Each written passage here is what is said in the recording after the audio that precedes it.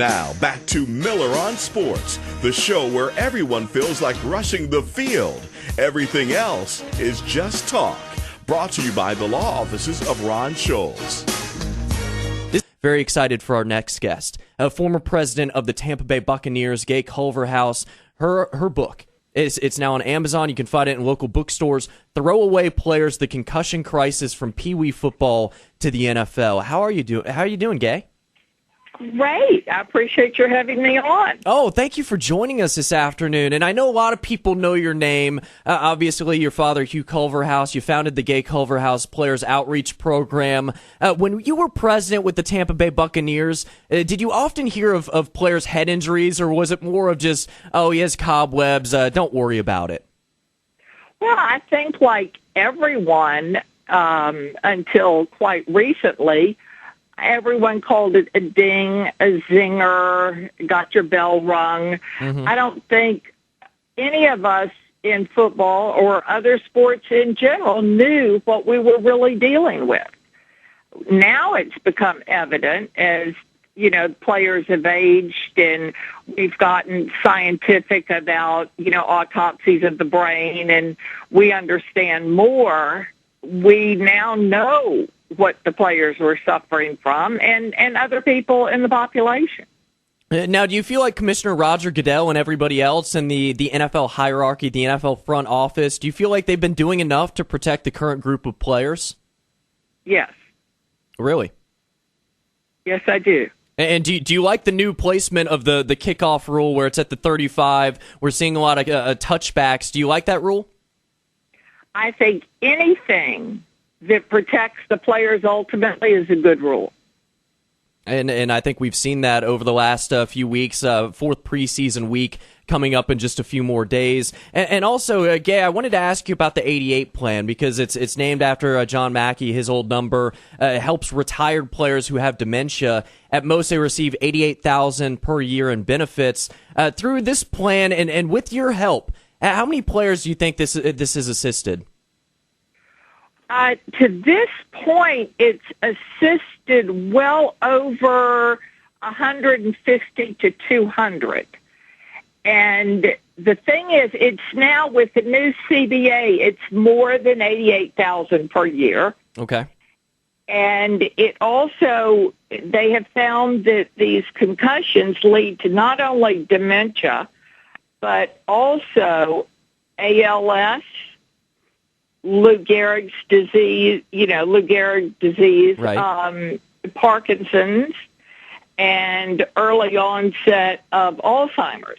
So it cares for all of that, not just dementia, but the plan is now encompassing and allowing all of those disabilities to be grouped together and have assisted living facilities provided for them. Speaking with former president of the Tampa Bay Buccaneers, Gay Culverhouse, her recent book, Throwaway Players: The Concussion Crisis from Pee Wee Football to the NFL. And also, Gay, I was wondering, with your new book coming out, how do you cover these topics in your book about the concussions and the head prevention, injuries, and all of that? What I see ultimately, and this is what I think we're going to end up having to do, is in order to protect, we've got to just go on to the next generation.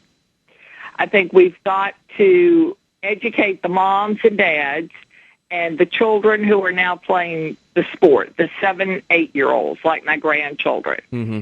And we have to put the I back in team. You know, the old saying, there is no I in team. Oh, yeah. My mantra is put the I back in team. Teach the children to self-identify. If they feel dizzy, nauseated, see stars, have ringing in their head, in their ears, teach them the symptoms. And if they experience the symptom of a concussion, take them out of the game. Have them take themselves out of the game, self-identify, put the I in team. Because the coach can't tell, the mom in the stands can't tell, but the child knows. You ask any player if he's had a concussion, he can tell you exactly what game and what play, because it's it's difficult. You walk over to the huddle and you vomit while you're hearing the next play. I mean, you hurt. Oh, yeah.